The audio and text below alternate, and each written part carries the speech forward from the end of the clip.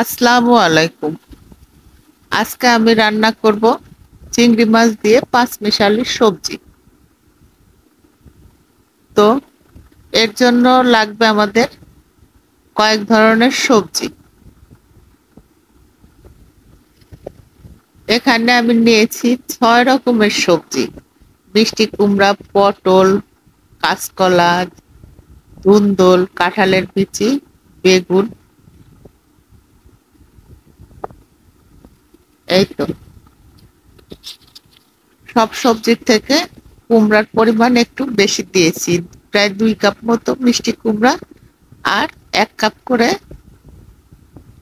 অন্যান্য সবজি। তো প্রথমে একটি কড়াইয়ের মধ্যে আমি 3-4টি শুকনা মরিচ আর 1 চা চামচ পাঁচফোড়ন দিয়ে একটু লাল করে ভেজে নেব। এটা যখন ফুটে উঠবে তার মধ্যে আমি দিয়ে দিব 1/4 কাপ পেঁয়াজ কুচি। পেঁয়াজ কুচি একটু লাল করে ভেজে নিয়ে এর মধ্যে আমি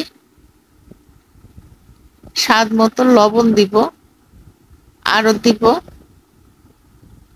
1 চা চামচ রসুন বাটা, 1 চা চামচ আদা বাটা দিয়ে একটু ভেজে দেব।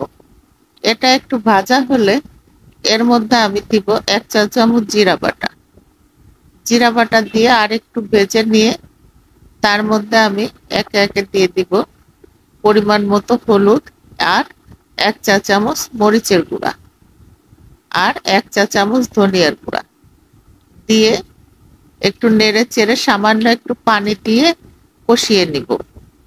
তেলটা যখন উপরে উঠে আসবে তখন এর মধ্যে আমি অল্প একটু চিংড়ি মাছ দিয়ে দেব, খুব বেশি না। দিয়ে নেড়ে চেড়ে আমি সবজিগুলো একত্রে দিয়ে দিব, দিয়ে নেড়ে চেড়ে ঢাকনা দিয়ে ঢেকে রান্না করব। এই সবজি থেকে যে পানি বেরোবে এই পানিতেই আমার সবজিগুলা সেদ্ধ হয়ে যাবে, আমার আর আলাদা করে পানি দিতে হবে না। তো আমি ঢাকনা দিয়ে ঢেকে মাঝারি আঁচে রান্না করতে থাকবো।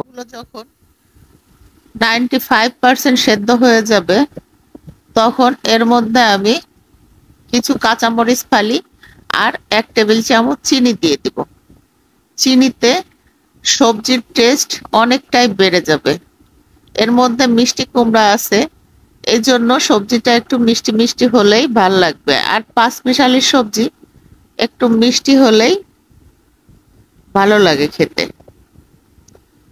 তো আমার সবজি পুরাটাই সেদ্ধ হয়ে গেছে। আমি নামানোর আগে 1 চা চামচ গরম মশলার গুঁড়া দিয়ে আরেকটু নেড়ে চেড়ে রান্না করে নেব প্রায় মিনিট 2।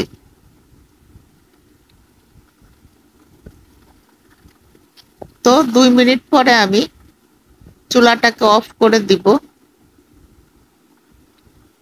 অফ করার আগে আমি 1 চা চামচ ঘি এতে অ্যাড করে দিব।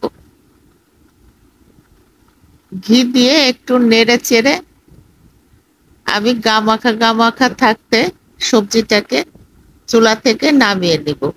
এই তো পরিবেশনের জন্য রেডি হয়ে গেল আমাদের চিংড়ি মাছ দিয়ে পাঁচমিশালি সবজি। এই সবজিটা খেতে অনেক মজা হয়। এটা আপনি রুটি, পরোটা, ভাত যে কোনো কিছুর সাথেই পরিবেশন করতে পারবেন।